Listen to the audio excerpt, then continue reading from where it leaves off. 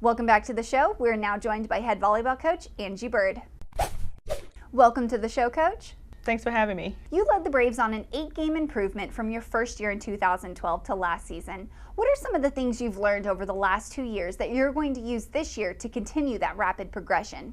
We need to make sure we still recruit star players and recruit academically sound players. Actually, for the past 2 seasons, we've been very unfortunate with injuries plaguing us. So this upcoming year, we're actually recruiting more than what we normally have. Instead of having like a normal 14, we're going for a solid 18. Therefore, if we do have injuries, we'll still have a full roster. Unlike the last 2 years, you have a bunch of veterans returning to the floor this season, including lone senior Danielle Brown. Besides Danielle, who do you expect to step up this season and become a leader as well as a threat on the court?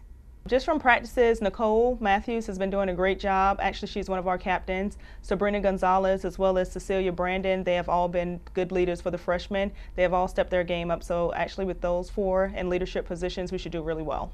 You have a host of newcomers joining your team as well. What freshmen or freshmen have you identified as difference makers for your club, and one who will step up and win a starting spot right away? As right away, I'm going to say Jada Vernon. She brings a lot of energy to the team. She has a heavy arm.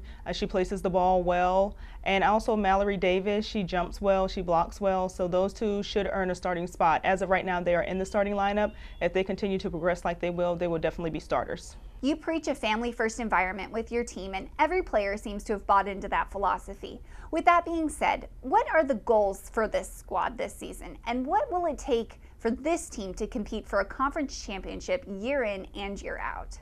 Actually, our goals this year is to have a 20-plus win season. Our goals actually are to improve every season. We have to have high intensity, energy, consistency, and commitment. As long as we have those, we should be successful. The Braves compete in a very tough region, as well as one of the toughest conferences in the nation. Who are the teams to beat in 2014, not only in your conference, but also in the Southeast region?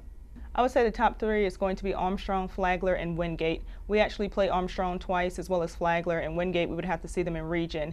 We've actually scheduled Wingate to actually kind of see what they're about and see kind of where we match up. So if we can pretty much hang with them, we should be pretty successful this season.